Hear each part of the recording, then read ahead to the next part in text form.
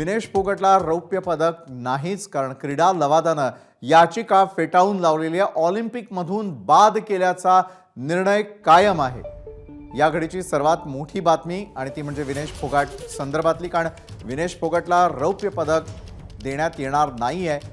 क्रीडा लवादानं तिनं केलेली याचिका फेटाळून लावलेली आहे। ऑलिम्पिकमधून बाद केल्याचा निर्णय कायम आहे।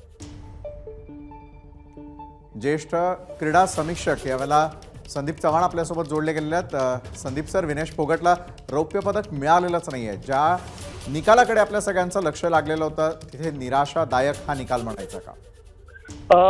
निराशादायक म्हणण्यापेक्षा जे कॅच जे आहे, ज्याला अगदी सोप्या भाषेमध्ये क्रीडा क्षेत्रातलं सुप्रीम कोर्ट मानलं जातं आणि ह्या कॅचला आंतरराष्ट्रीय ऑलिम्पिक समिती आणि त्या कॅचचे जे आंतरराष्ट्रीय महासंघ आहेत हे बांधील असतात। एका कराराद्वारे त्यांना ह्यांचे नियम आणि रूल जे आहेत, त्यांचे आदेश जे ते मान्य करावे लागतात। आणि ज्यावेळी आपला अर्ज तिथे गेला होता त्यावेळी 50 किलो वजनी गट जो आहे त्याचा नियमच सांगतो की खेळाडूचं वजन जे आहे त्या बाऊटच्या आधी त्याच्यावरती असता कामा नये।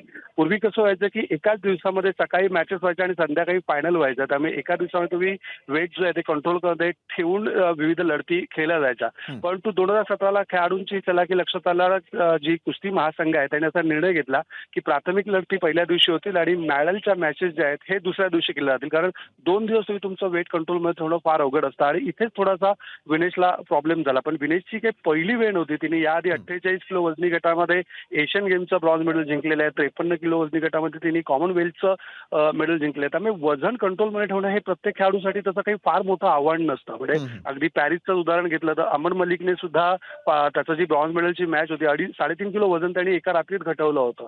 पण हा जो नियम आहे, कारण मी जेव्हा कुस्ती महासंघाचे जे अध्यक्ष आहेत आंतरराष्ट्रीय कुस्ती महासंघाचे त्यांच्याशी या बाबतीत बोललो तेव्हा ते हेच म्हणाले होते की आमचा नियम असा सांगतो की जर वजन खेळाडूचं जास्त असेल तर तो त्या खेळाडूला त्या वजनी गटात खाली टाकलं जातं सगळ्यात। तर आता पाहायचं की एक्झॅक्टली वर्डिट मधलं शब्दांकन काय आहे, कारण हिची कामगिरी जर इरॅडिकेट केली तर तिला या गटातल्या सगळ्यात शेवटच्या स्थानावर समाधान म्हणावं लागेल आणि जे भारतासाठी फार मोठा। नक्कीच, धन्यवाद संदीपजी।